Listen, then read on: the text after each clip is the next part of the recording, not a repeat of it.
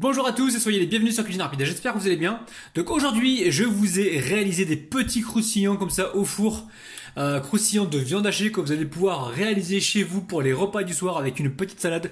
Vous allez vraiment être surpris. Alors si vous venez tout juste d'arriver sur la chaîne Cuisine Rapide et que vous n'êtes pas encore abonné, je vous invite à le faire en cliquant sur le petit bouton qui vous attend juste en bas de la vidéo, ça marque en rouge s'abonner, cliquez dessus, c'est entièrement gratuit et en plus vous allez apprendre énormément de choses. On part en cuisine, c'est parti. Allez, recette très facile, donc là je mets un petit peu d'huile, vous mettez l'huile que vous avez chez vous, tournesol ou huile d'olive. Et ensuite, on va déposer nos légumes. Alors, au niveau des légumes, alors, on a quoi? On a ici une carotte râpée, on a 3 branches de blettes que j'ai coupées. Ensuite, on a un poivron rouge et ici un oignon. Allez, bismillah. Ça sent déjà bon, les amis. Alors, on va venir y mettre la viande. Donc, viande de bœuf hachée.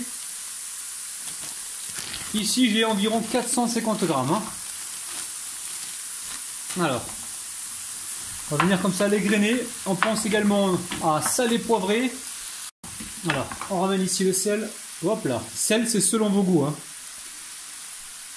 Moi, je mets là 3 pincées. Ensuite, on va y mettre le poivre. Alors, du poivre. Il me reste du ras el hanout ici. J'ai environ une cuillère à café. Hop là.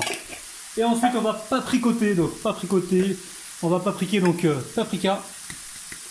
On met environ une cuillère à soupe. Et là on va cuire tout ça gentiment, donc là on égrène bien la viande.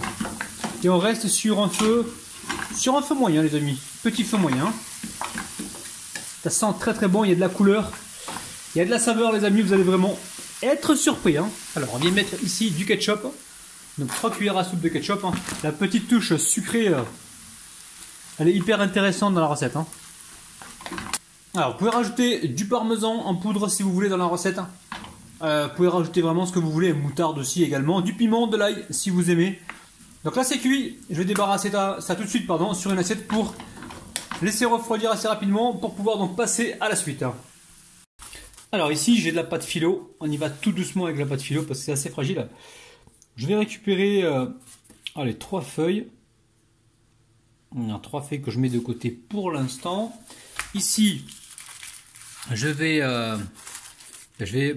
protéger ces feuilles-là parce que ça a tendance à sécher assez rapidement. Donc là, on les protège, on les met de côté. Ici, je récupère juste une feuille. Je mets les 2 autres feuilles à côté pour l'instant. Alors, l'idée c'est quoi? Donc l'idée, ça serait de venir remplir ici, donc comme ceci. Avec la préparation, donc refroidie, c'est important, sinon vous allez percer votre pâte philo. Et on va essayer d'aller, bon, peut-être pas carrément jusqu'au bout, mais on va aller assez loin.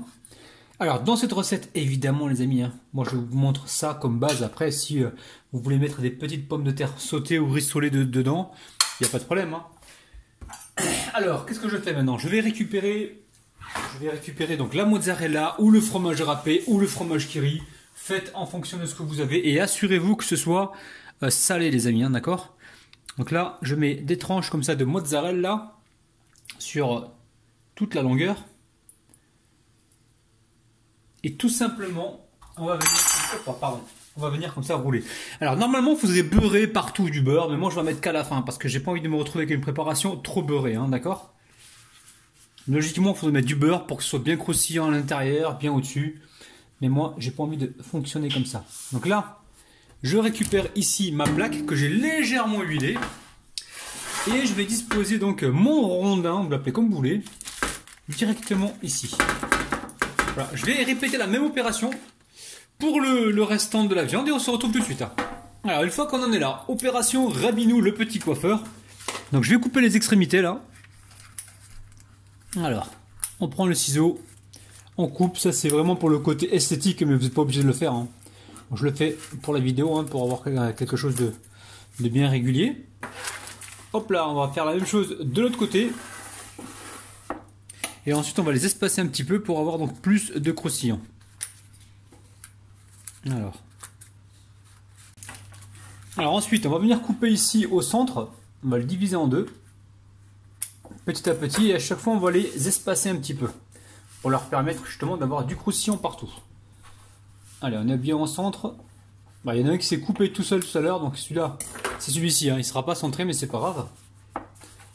Hop, et on continue. Donc là, vous mettez le four à préchauffer à environ 190 degrés, 200 degrés, hein, ça dépend de votre four. Hein. S'il chauffe de trop, vous baissez un petit peu, vous surveillez. Donc celui-là, il est déjà coupé. Et donc pour le temps de cuisson, c'est à peu près 15 minutes environ. Hein. Je dis toujours environ parce que ça dépend en fait. Alors, je vais encore me répéter, on aurait dû normalement le beurrer un peu partout, mais comme moi j'essaie de privilégier donc une recette, enfin des recettes assez light, je ne le fais qu'à la fin. Comme ça, j'ai du croustillant dessus. Pour moi, c'est largement suffisant. J'ai pas besoin d'en avoir dedans aussi. Allez, là, je récupère mon beurre fondu. Vous pouvez également prendre de l'huile d'olive si vous voulez. Et je viens badigeonner juste le dessus. Comme ça, si jamais vous voulez pas le côté gras, ben vous avez qu'à retirer uniquement le dessus puis manger à l'intérieur. Comme ça, tout le monde est content.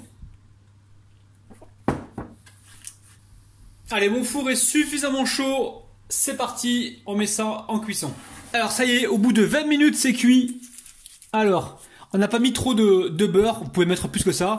On a quand même du croustillant, les amis. Regardez-moi ça, c'est parti, bismillah.